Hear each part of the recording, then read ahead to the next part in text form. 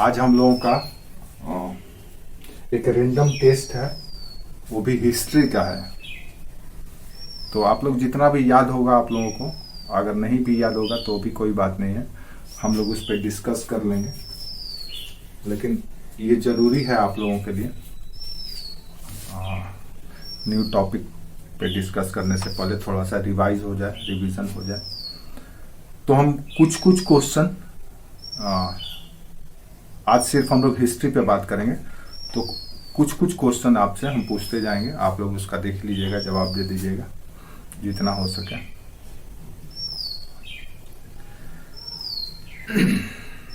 ठीक है, ये क्वेश्चन है कि स्टार्ट करते हैं हम लोग कि निम्नलिखित में से कौन से लक्षण या कैरेक्टर सिंधु घाटी सभ्यता के सही चित्रण करता है, सिंधु घाटी सभ्यता का सही चित्रण करता है। अर्थात सिंधु घाटी सभ्यता के बारे में इनमें से कौन सी कथन सत्य है, आपको बताना है। पहला ऑप्शन, सिंधु घाटी सभ्यता के लोग विशाल भवन और मंदिरों का निर्माण करते थे। ऑप्शन ए था। ऑप्शन बी, वे देवी और देवताओं दोनों की पूजा करते थे। और ऑप्शन सी, वे युद्ध में घोड़े का प्रयोग करते थे, रथों और रथ में भी घोड़े का प्रयोग करते थे। और ऑप्शन डी, इनमें से सभी। तो इसमें से कौन सा ट्रू है आपको बताना है। ऑप्शन डी है ऑल ऑफ दीज, यानी कि सभी। ये सवाल ये है कि सिंधु घाटी सभ्यता के लक्षण क्या था। उसमें 4 कैरेक्टर, हमने 3 कैरेक्टर बताया। पहला ये कि वो विशाल भवन, बड़े बड़े बिल्डिंग बनाते थे और टेम्पल भी बनाते थे। ऑप्शन बी, वो देवी और देवताओं दोनों की पूजा किया करते थे। और ऑप्शन सी, वो घोड़े का प्रयोग करते थे युद्ध में। और ऑप्शन डी, इनमें से सभी। फट ऑप्शन बी। ठीक है, नेक्स्ट बोलो, फटाफट बोलते जाओ, इतना लेट नहीं। देखो, मात्र 30 सेकंड का टाइम मिलेगा, इससे ज्यादा का टाइम का उम्मीद मत है। ऑप्शन बी, ठीक है। और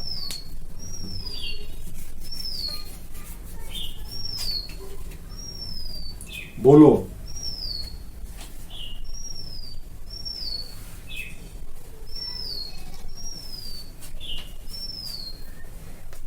तो ये ऑप्शन सही है।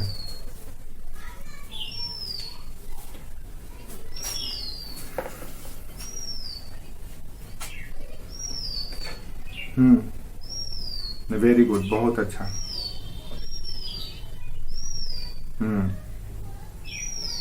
घोड़ा कब आया? हाँ, वेरी गुड, आर्यों के द्वारा। ठीक है, एक और क्वेश्चन सिंधु घाटी सभ्यता से ही संबंधित है। ये है एंशियंट प्लेस और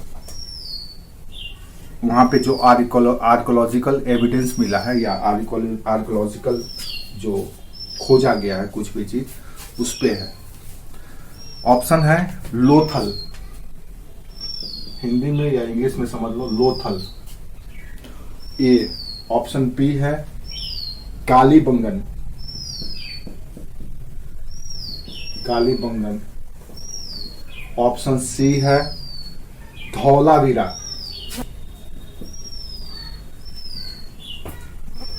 धौलावीरा। ऑप्शन डी है बनवाली। ये बहुत ही इंपॉर्टेंट ये सब क्वेश्चन है, आपको याद रखना पड़ेगा। अब इसमें क्या मिला है? ऑप्शन में है, पहला में है कल्टीवेटेड लैंड या जुता हुआ खेत, जुता हुआ खेत।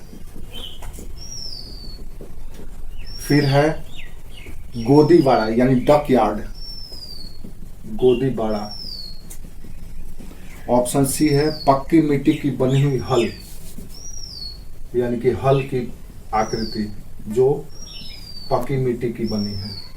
और ऑप्शन डी है हड़प्पन लिपि, स्क्रिप्ट, हड़प्पन लिपि की आकृति। अब बताओ मेरे को मैच करके कौन किसके साथ सही है। ये क्वेश्चन बहुत अच्छा क्वेश्चन है। अगर आप लोग को थोड़ा सा भी इंडस वैली सिविलाइजेशन पढ़े होंगे,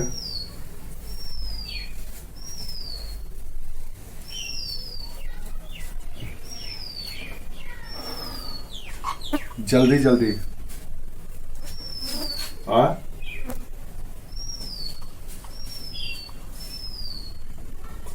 सब जगह पे सही है।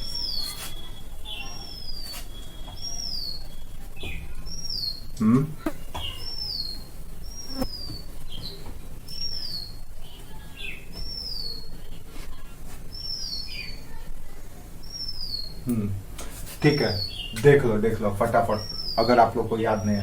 लोथल पोर्ट सिटी था, ठीक है। तो गोदीवाड़ा डक यार्ड यहीं पे मिलता है।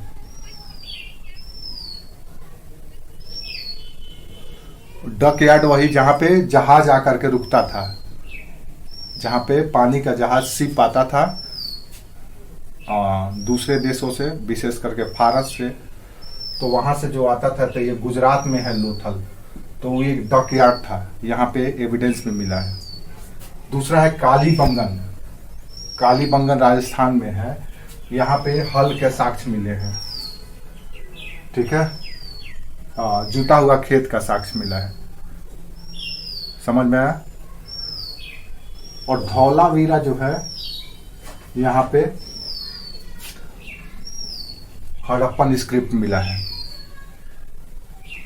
ये एक धौलावीरा में एक पट है, शिलालेख, उस पर हड़प्पा का जो लिपि है वो लिखा हुआ है, स्क्रिप्ट, धौलावीरा में। और बनवाली में हल की आकृति मतलब मिट्टी का बना हुआ, टेराकोटा का, पकी हुई मिट्टी का, वो मिला है। ये बहुत ही इंपॉर्टेंट इंफॉर्मेशन है, इसको जेहन में बैठा लो, अक्सर पूछा जाता है। ये सब के सब अपने आप में एक क्वेश्चन है, मैच करने के लिए भी देता है, और नहीं तो सिंगल एक क्वेश्चन है। लोथल गोदीवाड़ा डक यार्ड, हाँ। कालीबंगन जूता हुआ खेत, धौलावीरा में हड़प्पन लिपि, और बनवाली हल की आकृति, ठीक है।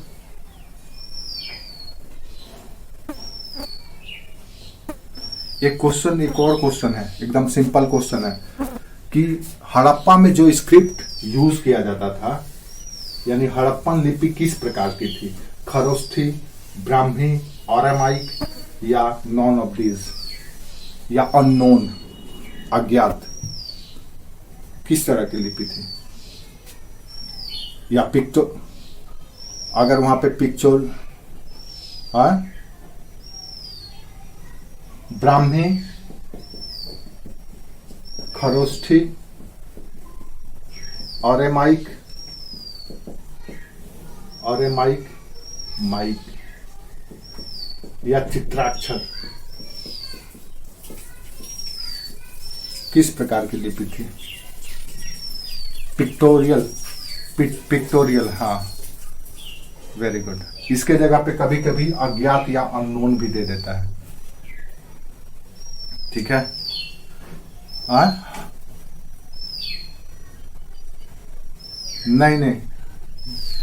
नहीं, पढ़ने के लिए तो पढ़ा गया है, लेकिन जानबूझ करके उसको छुपाया गया। आज टेक्नोलॉजी जितना हाईटेक हो गया है कि कुछ भी चीज ये नहीं है। आर्कियोलॉजिकल डिपार्टमेंट पढ़ चुका है, लेकिन उसको जानबूझ करके, इंडियन आर्कियोलॉजिकल डिपार्टमेंट के पास वो टेक्नोलॉजी नहीं है, वो नहीं पढ़ी है, लेकिन जो वर्ल्ड कम्युनिटी का ये है वो पढ़ चुका है, लेकिन जानबूझ करके उसको छुपाया गया है, नहीं बताया जा रहा है। क्योंकि जैसे ही पता चल जाएगा तो पता चल जाएगा कि भारत कितना डेवलप था। ये एक बहुत बड़ा, आप कह सकते हैं कि इंटेलेक्चुअल कॉन्स्पिरेसी है, जानबूझ करके छुपाया गया है। जो अभी तक से ये बताया जाता रहा है कि भारत सिर्फ सपेरों और साधुओं का देश था, जब इंडस वैली सिविलाइजेशन का ये जो स्क्रिप्ट पढ़ लिया जाएगा, पढ़ करके बता दिया जाएगा, लोगों को पता चल जाएगा, तो पता चल जाएगा कि ये कितने डेवलप थे, कितने हाईटेक थे। जब हम गुफा में, केव में रहते थे, तब इंडस वैली सिविलाइजेशन के लोग, अब भारत के लोग कितने डेवलप थे। और ये जो आर्य और नॉन आर्य का कॉन्सेप्ट है, ये पूरी तरह से डिमोलिश हो जाएगा, धराशायी हो जाएगा। इसीलिए जानबूझ करके इसको दबा करके रखा गया है। पढ़ने के लिए तो आजकल आर्टिफिशियल इंटेलिजेंस आ गया, कुछ भी कुछ भी कर सकता है वो, कुछ भी पढ़ सकता है, वो बता सकता है। इतना कैलकुलेटिव और साइंटिफिक वो टेक्नोलॉजी है, लेकिन जानबूझ करके उसको दबा करके रखा गया है ताकि इंडियन को पता न चले। और ये जो आप कह सकते हैं कि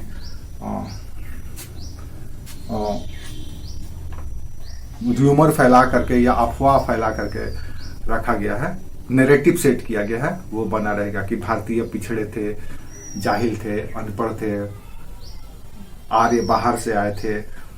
अभी तो राखी गढ़ी में एक एविडेंस मिला है, कंकाल मिला है 5,000-5,500 वर्ष पुराना। अब सोचो उस समय आर्यों का कॉन्सेप्ट हमारा क्या है कि आर्य कब आए, तो आर्यों का आगमन कब हुआ, तो 2500 ईस्वी 2500 बीसी में माना गया है। लेकिन नहीं है, 5000 साल पुराना आर्य कम्युनिटी का कंकाल मिला है, स्केलेटल मिला है। तो इसका मतलब है आर्य यहीं से सभी जगह फैले। भारत ही मुख्य भूमि थी जहां से आर्य सब जगह गए, क्या मिडिल एशिया हो, क्या तिब्बत हो, क्या आर्कटिक क्षेत्र हो, क्या जर्मनी का क्षेत्र हो, हर एक जगह पर आर्यों का यहीं से विस्तार हुआ। ये लेटेस्ट ये थ्योरी है। अभी तक से था कि आर्य इन्वेजन थ्योरी हमारे यहाँ काम करता था कि आर्य भारत में बाहर से आए, मिडिल एशिया से आए और आकर के यहाँ के जो स्थानीय लोग थे, जो लोग अपने आप को देसी कहते हैं, इंडस वैली सिविलाइजेशन के लोगों को मारा, काटा, लूट करके उनको खत्म करके उनके जगह पे खुद स्टेबल हो गए। ये अभी तक से आर्य इन्वेजन थ्योरी काम करता था, लेकिन ये थ्योरी पूरी तरह से अब फ्लॉप हो गया है। ठीक है। एक और क्वेश्चन है, मूर्ति पूजा का आरंभ कब से माना जाता है? मूर्ति पूजा का आरंभ, शुरुआत कब से माना जाता है? लेटर वैदिक पीरियड या उत्तर वैदिक काल, मौर्यन पीरियड, कुषाण पीरियड या प्री आर्यन पीरियड? आर्यों से पहले, उत्तर वैदिक, अच्छा,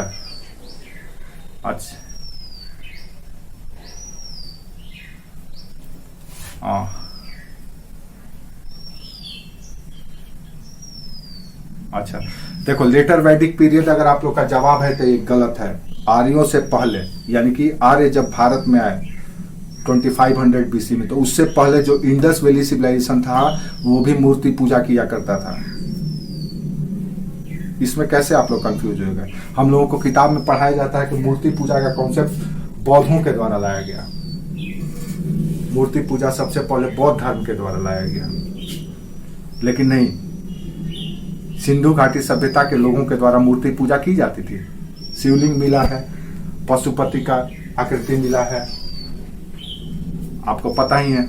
मातृभूमि की या भूमि की पूजा की जाती है।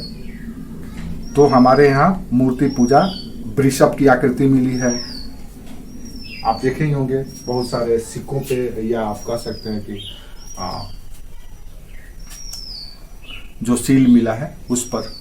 तो मूर्ति पूजा की आकृति आर्यों से पहले की है। ठीक है।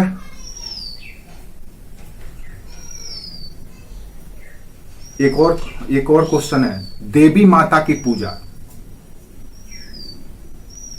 देवी माता की पूजा कब से शुरू की गई है? आर्यों के समय से, सिंधु घाटी सभ्यता के समय से, उत्तर वैदिक काल से, या भूमध्य सागरीय सभ्यता के साथ, यानी कि आप कह सकते हैं कि मेसोपोटामिया के सभ्यता के साथ जब संबंध स्थापित हुआ तब से?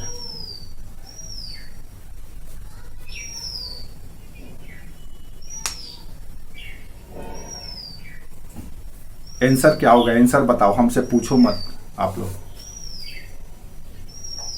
ठीक है, बाकी लोग? ठीक है, और बाकी लोग?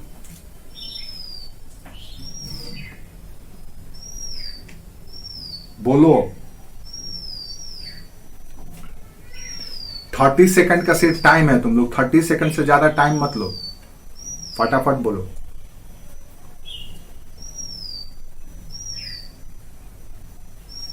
तो सिंधु घाटी सभ्यता के समय से ही मातृदेवी या देवी की पूजा की, अभी तो हम बोले मातृदेवी की पूजा की जाती थी, तो इसमें क्या कंफ्यूजन है? सुन करके भी आप लोग में तो देवी हुई ना, देवी की पूजा तो हुई, वो भी तो देवी है। स्त्री देव को देवी कहा जाता है, देवता का, हाँ, तो देवता का स्त्री रूप या स्त्रीलिंग देवी, तो देवी की पूजा तो उस समय की ही जाती थी, मातृदेवी की पूजा की जाती थी, तो हो गया। अब आप लोग को ऐसा एक क्वेश्चन जरूर, एक दो क्वेश्चन में रहता है। आप जब क्वेश्चन पेपर देखेंगे एग्जाम में, तो एक दो ऐसे क्वेश्चन रहते हैं जो ऊपर वाला क्वेश्चन में ही उसका आंसर रहता है नीचे वाले का, लेकिन लड़के कंफ्यूज कर जाते हैं। अब देखो, अभी हम डिस्कस किए थे। नेक्स्ट क्वेश्चन है, ये प्लेसेस है, बताओ कहां पे है। मांडा, MANDA, मांडा, महाराष्ट्र, ऑप्शन बताया है महाराष्ट्र। नेक्स्ट है कालीबंगा, कालीबंगा राजस्थान। नेक्स्ट है दायमाबाद, दायमाबाद ये है यूपी। अब बताओ, एक मिनट रुक जाओ, मांडा, यूपी हटा, इसको करो महाराष्ट्र, इसको महाराष्ट्र, और इसको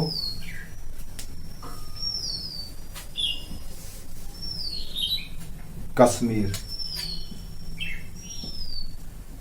बताओ कौन सा? हाँ,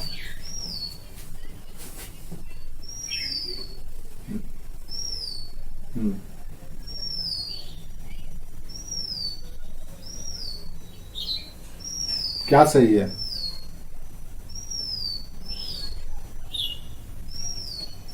ठीक है, बाकी ये सब गलत है। क्या है तुम बताओ आप लोग फट। हाँ,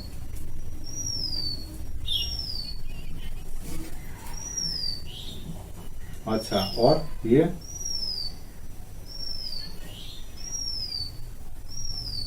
अच्छा, आपके अनुसार मतलब तीनों सही है, बाकी लोग?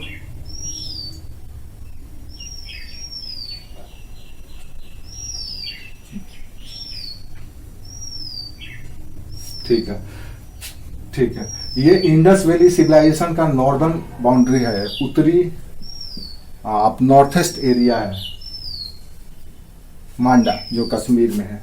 ये साउदर्न एरिया है, सबसे दक्षिणी एरिया, ठीक है। और कालीबंगा राजस्थान में। तो आपसे पूछा जा सकता है कि सबसे उत्तरी क्षेत्र सिंधु घाटी सभ्यता का कौन सा था, तो मांडा कहां पे था? चेनाब नदी के किनारे। ठीक है, वेरी गुड।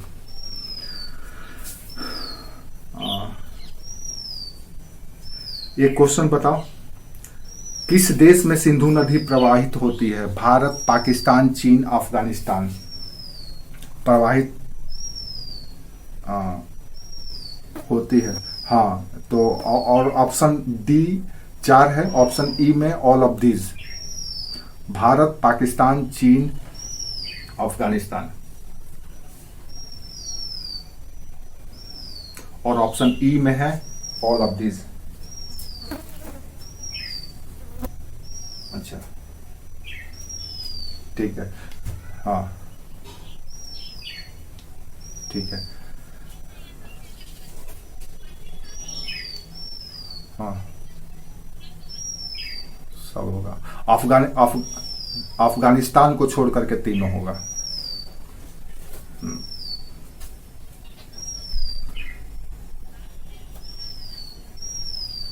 तो 3 बता दो तुम, 3 बता देना चाहिए। तो अब इसके लिए मेरे पास एक लॉजिक ये है, तर्क ये है कि इस तरह के क्वेश्चन भी पूछे जाते हैं कि ऑप्शन गलत होता है तो आपको आंसर सही देना है, बाद में जब वो करेक्शन होता है तो आपको नंबर मिल जाता है। ठीक है, तो ऑप्शन ठीक है, मान लीजिए हम पांचवा ऑप्शन दिया ऑल ऑफ दीज, तो उसके जगह पे हमको देना चाहिए था 1 2 3 या सिर्फ 2 3, इस तरह से देना चाहिए था, तो हम टाइम बचाने के लिए दें। नेक्स्ट शब्द, हिंदू शब्द का प्रथम बार प्रयोग किसके द्वारा किया गया था? यूनानियों के द्वारा, रोमवासियों के द्वारा, चीनियों के द्वारा, अरबों के द्वारा? हिंदू शब्द का प्रयोग पहली बार किसके द्वारा किया गया था? यूनानियों के द्वारा, चीनियों के द्वारा, अरबों के द्वारा या रोमवासियों के द्वारा?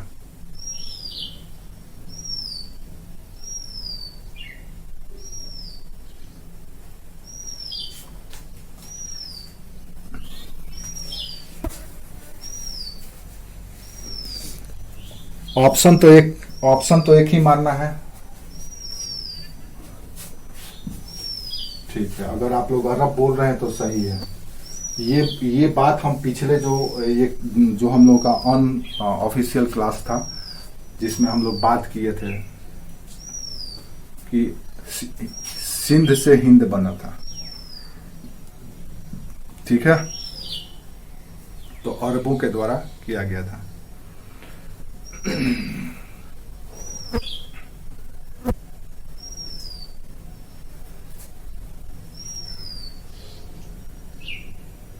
एक बड़ी ही रोचक क्वेश्चन है, देवदासी के बारे में जानते हैं आप लोग? देवदासी प्रथा, देवदासी संस्था के प्रसंग में निम्नलिखित में से कौन सा मंदिर चर्च है?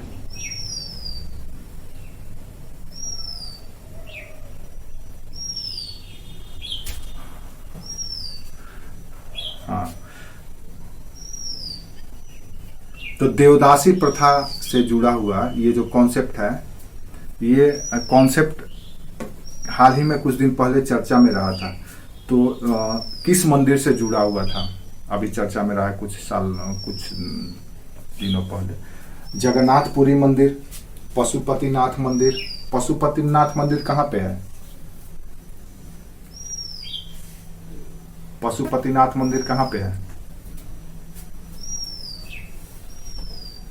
काठमांडू में है, नेपाल में। आप लोग को ये भी नहीं पता है? कैसा हिंदू है आप लोग। नेक्स्ट, कंदरिया महादेव मंदिर, खजुराहो। खजुराहो कहाँ पे है?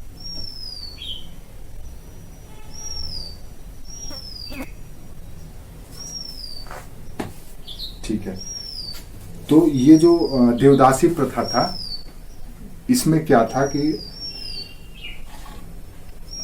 कुछ क्षेत्रों में परिवार की जो बड़ी संतान लड़की होती थी उसको ईश्वर के सेवा में भेंट कर दिया जाता था और वो मंदिर में ही रहती थी और मंदिर के सेवा कर्म में। जैसे आज भी देखिएगा तो बहुत सारी संस्थाएं हैं, जैसे ब्रह्म कुमारी है और भी कई ऐसी संस्थाएं हैं, जैसे मिशनरीज चैरिटी है, इस तरह की काम करते हैं। वो महिलाएं अपने आप को सेवा भाव से समर्पित कर देती हैं। पुरी मंदिर, जगन्नाथपुरी मंदिर। तो देवदासी को लोग गलत तरीके से एक्सप्लेन करते हैं कि हिंदू सोसाइटी में या हिंदू कम्युनिटी में एक बैड प्रैक्टिस था, गलत ये था, आप कह सकते हैं गलत व्यवहार था जो लाया गया। अगर ये गलत था तो आज भी तो चल रहा है, निरंतर है। आज भी बड़े बड़े चर्च में चल रही है तो वहां पे जो नन है सेवा में लगी हुई है। तो देवदासी कॉन्सेप्ट विशेष करके दक्षिण भारत में प्रचलन में था और ऐसा इसलिए किया जाता था क्योंकि मंदिर सिर्फ और सिर्फ पूजा स्थल नहीं होता था। मंदिर का सामाजिक, आर्थिक, राजनीतिक और वैज्ञानिक सभी सरोकार होता था। मंदिर ही वो सत्ता का केंद्र होता था जो दूर बैठे केंद्रीय सत्ता, जिन क्षेत्रों में केंद्रीय सत्ता का प्रभाव और पकड़ कम होता था, उन क्षेत्रों में लॉ एंड ऑर्डर बनाए रखना, कानून व्यवस्था बनाए रखना, सामाजिक एकता बनाए रखना, विकास का काम करना हो, इकोनॉमिक प्रमोशन हो, ये सारे के सारे काम उसी मंदिर के प्रांगण से या उसी मंदिर के द्वारा किया जाता था। तो उसमें हर एक तरह के लोग शामिल होते थे। उनका एक अपना आप कह सकते हैं कि कमिटी हुआ करता था, समिति होता था जो अलग अलग कार्यों के लिए रिस्पॉन्सिबल होता था। तो जो महिलाओं को रखा जाता था, महिलाओं का काम सेवा करना था, मंदिर का सेवा करना प्लस और भी जो भी मतलब आप कह सकते हैं कि भोजन पकाना या इस तरह के जो भी काम हो वो करना। बाद में इसको बदनाम किया गया कि यहाँ पे गलत तरीके के काम किए जाते थे। तो इस तरीके से देखा जाए तो हर एक जगह पे कुछ ना कुछ गलत आचरण, कुछ ना कुछ गलत व्यवहार करने वाले लोग रहते हैं और होता है। तो इसका मतलब ये नहीं है कि वो पूरा संस्था ही खराब था, वो जो कॉन्सेप्ट या वो जो प्रैक्टिस था वो पूरा ही खराब था। कुछ ना कुछ गलत प्रैक्टिस आ जाता है। तो देवदासी प्रथा ईश्वर को समर्पित महिलाओं का के लिए एक प्रैक्टिस था और महिलाओं का सोशल पार्टिसिपेशन, जो सामाजिक भागीदारी आज हम लोग रिजर्वेशन के माध्यम से देते हैं, सोशल, इकोनॉमिकल, पॉलिटिकल पार्टिसिपेशन दिलाते हैं, वो देवदासी प्रथा से मिलता था। अब लोग इसको गलत तरीके से एक्सप्लेन कर देते हैं, लेकिन ये, और जैसा कि हम इतिहास पढ़ते आए हैं, हमारा जो इतिहास है वो लेफ्टिस्टों के द्वारा लिखा हुआ इतिहास है। तो लेफ्टिस्ट का मतलब ही होता है कि जो आपका स्टेबल कल्चर है, स्टेबल प्रैक्टिस है, उसको डिस्ट्रॉय करना, उसमें कमी निकाल करके उसको बदनाम करना और बदनाम करके अपना कुछ नए प्रैक्टिस को डालना। कहीं भी लेफ्टिस्ट होगा, चाहे वो अमेरिका में हो, चाहे जापान में हो, चाहे चाइना में हो, चाहे कहीं भी हो, लेफ्टिस्ट का काम ही होता है वामपंथी का कि स्थापित व्यवस्था का या स्वीकृत व्यवस्था को ध्वस्त करना और उसके जगह पे नवीन व्यवस्था लाना। तो सोशल, इकोनॉमिकल, कल्चरल, पॉलिटिकल जितने भी प्रैक्टिसेस होंगे उस पर वो सवाल खड़ा करेगा, उसको बदनाम करेगा और उसको हटाएगा। तो ये देवदासी प्रथा एक तरह से सोशल, इकोनॉमिकल, पॉलिटिकल पार्टिसिपेशन का एक माध्यम था मंदिर के थ्रू टेम्पल। नेक्स्ट है एक बहुत ही इंटरेस्टिंग क्वेश्चन है, सिंधु घाटी सभ्यता, सिंधु घाटी का है, वैदिक संस्कृति में सबसे ज्यादा किस नदी के बारे में वर्णन किया गया है या सबसे ज्यादा बार चर्चा किस नदी की गई है? ऑप्शन सिंधु, दूसरा सुतुद्री, सुतुद्री का मतलब है Sutlej, next Saraswati and last Ganga. बाकी लोग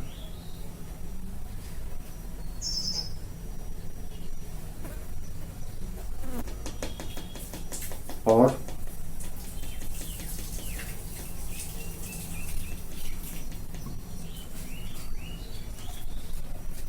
तुम बहुत लेट से जवाब देती हो, इतना लेट क्यों करती हो? फटाफट रिप्लाई करो।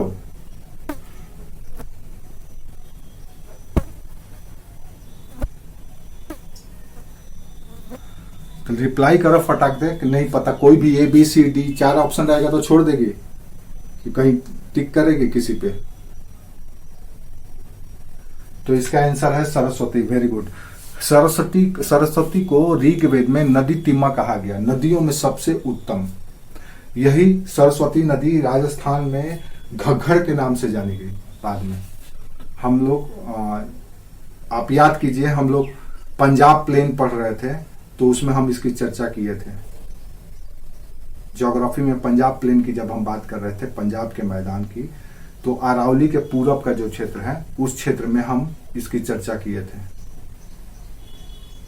और अभी हाल ही में लेटेस्ट में सरस्वती नदी को खोजा गया है कि ये रियल बात है, ये सच बात है कि सरस्वती नदी थी। और इसी सरस्वती नदी के किनारे आर्यन संस्कृति या वैदिक संस्कृति पुष्पित और पल्लवित और विकसित हुई। इंडस वैली सिविलाइजेशन का सबसे प्रमुख नदी था सिंधु घाट, सिंधु नदी, और वैदिक संस्कृति का केंद्र था और सबसे पवित्र नदी थी सरस्वती। ठीक है, एक क्वेश्चन है, आर्य शब्द इंगित करता है, Arya words refer to number 1 rational group, नृजातीय समूह, नेक्स्ट यायावर लोग या traveller community, next linguistic group, भाषाई समूह, या नेक्स्ट ग्रेट क्लान या श्रेष्ठ वंश। आर्य का मतलब ठीक है, सुभद्रा का ठीक है, बाकी लोगों का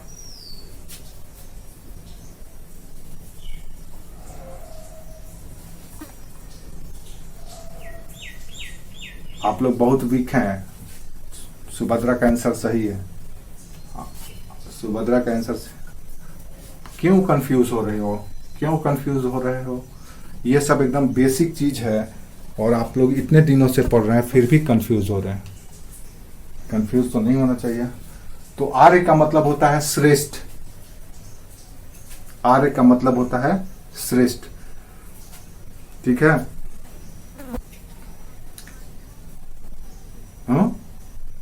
क्या आस्तिक नहीं, आस्तिक नहीं, श्रेष्ठ बोलते हैं या ग्रेट बोलते हैं। आर्य का मतलब ही होता है, ये सब तो हम लोग बहुत पहले ही पढ़े हैं, ये कोई नई बात थोड़ी ना है। आप लोग भूल। एक और क्वेश्चन, वेदों में से किस में जादुई माया और वशीकरण, मैजिकल चार्म और स्पेल्स का वर्णन मिलता है? किस वेद में? ऋग्वेद, यजुर्वेद, अथर्ववेद, सामवेद। जो जादू टोना वशीकरण का ये जो कॉन्सेप्ट है, ये आपको किस वेद में मिलता है? ऋग्वेद, यजुर्वेद, सामवेद या अथर्ववेद में?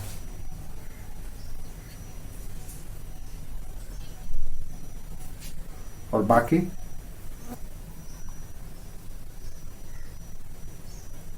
ठीक है, आंसर सही है अथर्ववेद। एक और क्वेश्चन है, उपनिषद शब्द का मतलब क्या होता है या उपनिषद का अर्थ क्या होता है? पास बैठना, स्वस्वर पाठ करना यानी उच्चारण के साथ पढ़ना, ज्ञान या नॉलेज, या बुद्धिमत्ता, प्रज्ञता जिसको कहा जाता है। तो उपनिषद का मतलब क्या होता है? पास बैठना। दूसरा, वेरी गुड, उपनिषद का मतलब होता है कि ज्ञान प्राप्त। हाँ बोलो। उप का मतलब है समीप और निषद का मतलब है ज्ञान, समीप से जो ज्ञान प्राप्त किया। हाँ हाँ, तो उपनिषद का मतलब है समीप बैठ करके ज्ञान प्राप्त करना। तो किसके पास? तो गुरु के पास। Very good. एक और क्वेश्चन है, वो कौन से मनीषी थे या इंटेलेक्चुअल थे या पंडित थे जिन्होंने दक्षिण भारत में आर्यीकरण किया, यानी आर्य कल्चर को, आर्य संस्कृति को नॉर्थ टू साउथ की ओर लेकर के गए और वहां पे आर्य संस्कृति का फैलाव किया या प्रचार किया? अगस्त, विश्वामित्र, याज्ञवल्क्य, वशिष्ठ। अगस्त, विश्वामित्र, याज्ञवल्क्य, वशिष्ठ, किन्होंने दक्षिण भारत का आर्यीकरण किया था? ठीक है, प्रीति का अगस्त। बाकी अच्छा, बाकी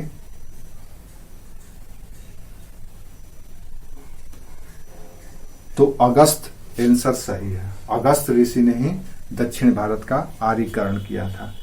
इनका एक और नाम अगतियार भी था, AGATIYAR, अगतियार भी कहा जाता था।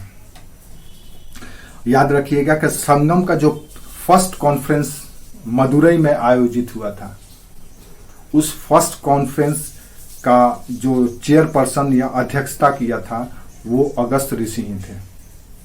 क्या था संगम? क्या है संगम?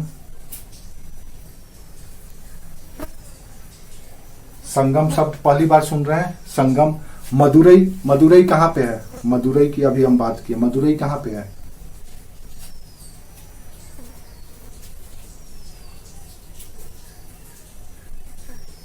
किस राजवंश की वो राजधानी थी, कैपिटल सिटी?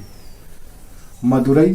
कल ही हम लोग ज्योग्राफी में बात किए थे, ईस्टर्न कोस्ट जब हम पढ़ रहे थे, पूर्वी तट, तो हम बताए थे कि मदुरई, आप लोग याद कीजिए, पांड्यों की राजधानी भी थी। आप लोग उसको, आंध्र प्रदेश की तमिलनाडु, तमिलनाडु, तमिलनाडु। तुम लोग कैसे याद करते हो, ध्यान कहीं और रहता है क्लास के टाइम। नेक्स्ट, दक्षिण भारत में आर्यीकरण किसने किया था? अगस्त, विश्वामित्र, याज्ञवल्क्य या वशिष्ठ? फिर सवाल था कि मदुरई कहां पे है? फिर सवाल था मदुरई किसका कैपिटल सिटी था? ये 3 सवाल था। नेक्स्ट क्वेश्चन, उपनिषद का मुख्य विषय क्या है? सामाजिक व्यवस्था यानी कि सोशल सेटलमेंट या सोशल सिस्टम पे है, फिलॉसफी पे है, लॉ पे है या स्टेट पे है? उपनिषद में किस बात की चर्चा की गई है? सामाजिक व्यवस्था पे, राज्य पे, विधि और न्याय पे या दर्शन पे?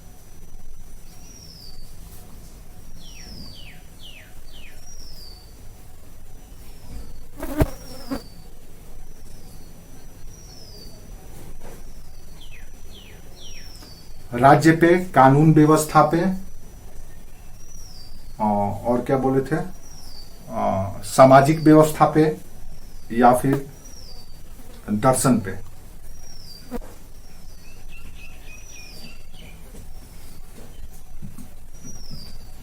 बाकी उपनिषद का संबंध दर्शन से है। हम पिछले क्लास में अनऑफिशियली ये बात का चर्चा किए हैं कि विश्व के जितने भी फिलोसॉफिकल रिलीजन हुए, पंथ हुए, चाहे वो इस्लाम हो, चाहे वो बौद्ध हो, चाहे वो जैन हो, जितने भी फिलोसॉफिकल रिलीजन हुए, उन सबों की मदर है Upanishad. Upanishad is the first philosophical book या text based on Rigveda. Rigveda और अन्य वेदों का दार्शनिक पक्ष को गुरु के द्वारा शिष्यों को जब व्याख्या किया गया तो उसी की रचना है उपनिषद। आप जो भी आत्मा, परमात्मा, ब्रह्म, इहलोक, पारलोक, माया, तृष्णा, प्रकृति, जितनी के बारे में आप, जितने भी चीजों के बारे में अगर आप सोचते हैं, चर्चा करते हैं, एक ईश्वर,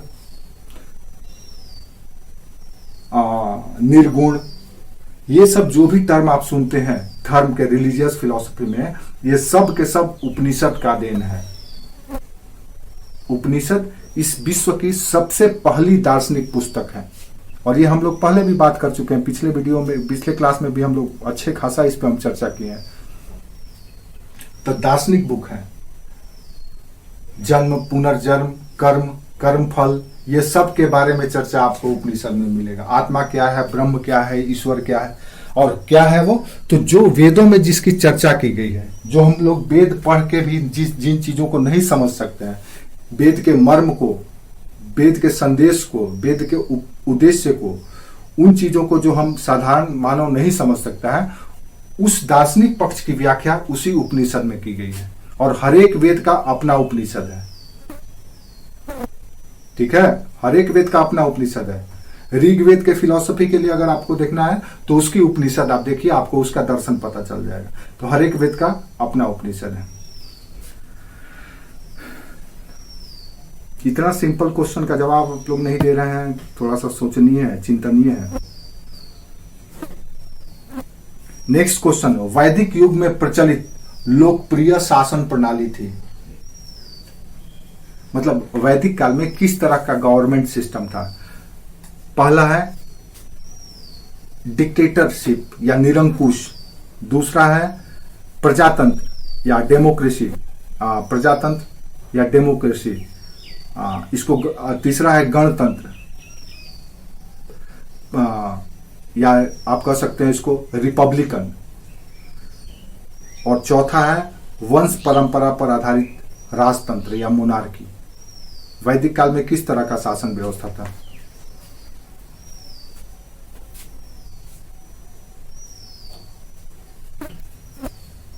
ठीक है, बाकी लोग?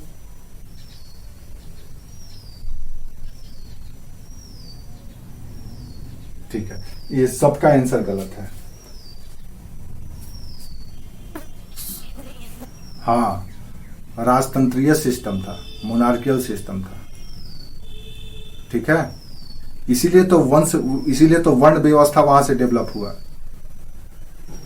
नो डाउट सभा और समिति नामक और विदत नामक ऑर्गेनाइजेशन होता था जो सजेशन देता था, एडवाइस देता था, लेकिन एक क्लान या वंश परंपरा शुरू हो चुका था, राजतंत्रीय व्यवस्था शुरू हो चुका था। ठीक है,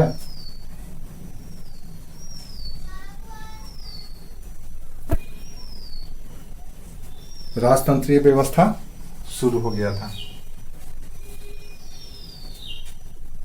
गणतंत्र कहां पे मिलता है? भारत में सबसे पहला गणतंत्र अगर आपको बिहार में देखा जाए तो बिहार के जो जनपद थे बिहार में था। अगर महाजनपद काल में देखें तो 8 गणतंत्र यहां पर थे पूरे भारत में। तो डेमोक्रेसी के साथ साथ रिपब्लिकन भी था, लेकिन कॉमन प्रैक्टिस में नहीं था, वो सामान्य प्रचलन में नहीं था। सामान्य प्रचलन में राजतंत्र नहीं था।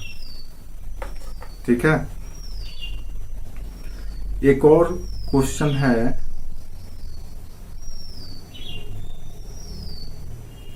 ये तो शायद आप लोग नहीं ही बता पाएंगे, फिर भी आपसे पूछ लेते हैं।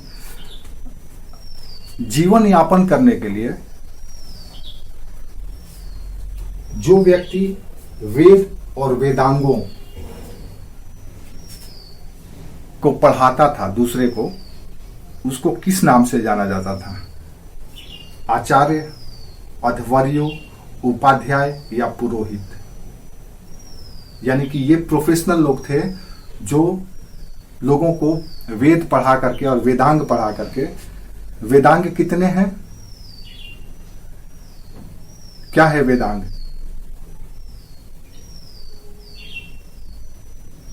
वेद का मतलब क्या होता है? सबसे पहले तो बताओ, वेद का मतलब होता क्या है?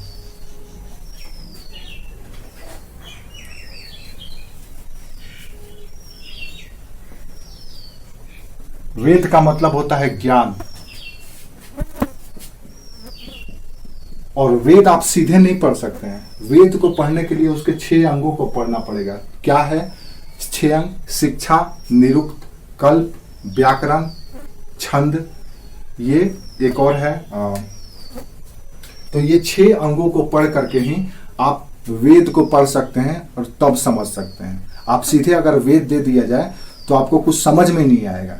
जैसे अगर आपको मास्टर्स लेवल का फिजिक्स का, केमिस्ट्री का या किसी भी चीज का बुक दे दिया जाए और आपको फंडामेंटल पता ही नहीं है तो आपको समझ में नहीं आएगा। उसी तरह से वेद को समझने के लिए 6 वेदांग हैं: शिक्षा, निरुक्त, कल्प, व्याकरण, छंद और ज्योतिष। इन सबों को पढ़ने के बाद ही आप वेद को समझ सकते हैं। अब सवाल ये है कि ये वेद वेदांग को पढ़ाने वाला व्यक्ति, प्रोफेशनल, जो इसके बदले में कुछ लेता था, उसको क्या कहा जाता था? अध्वर्यु, उपाध्याय, पुरोहित या आचार्य? उस टीचर को क्या कहा जाता था? तो उसको कहा जाता था उपाध्याय। हाँ, अब उपाध्याय जी मिले तो समझ लीजिएगा कि ये लोग प्रोफेशनल टीचर थे, व्यवसायिक टीचर लोग थे जो वेद वेदांग पढ़ाते थे। ठीक है,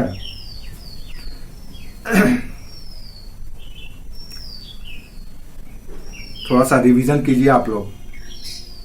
रिवीजन की जरूरत है। नेक्स्ट क्वेश्चन है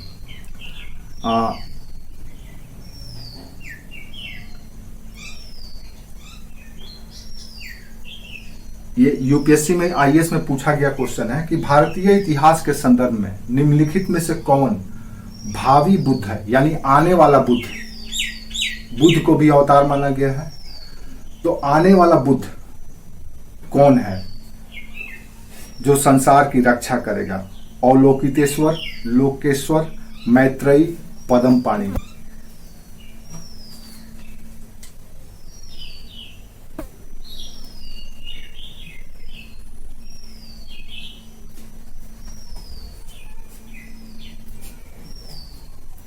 तो मैत्रेयी जो है वो आने वाले बुद्ध हैं। बुद्ध का 5वां अवतार जब होगा तो मैत्रेयी के रूप में होगा। ठीक है। नेक्स्ट है, एक और क्वेश्चन है, अणुव्रत का सिद्धांत, थ्योरी ऑफ अणुव्रत किस पंथ से या किस रिलीजन से संबंधित है? महायान बौद्ध, हीनयान बौद्ध, लोकायत या जैन धर्म, किससे है संबंधित, रिलेटेड है? या आप कह सकते हैं कि अणुव्रत रेफर्स टू विच रिलीजन या पंथ? महायान बौद्ध, हीनयान, अच्छा ठीक है, बाकी लोग?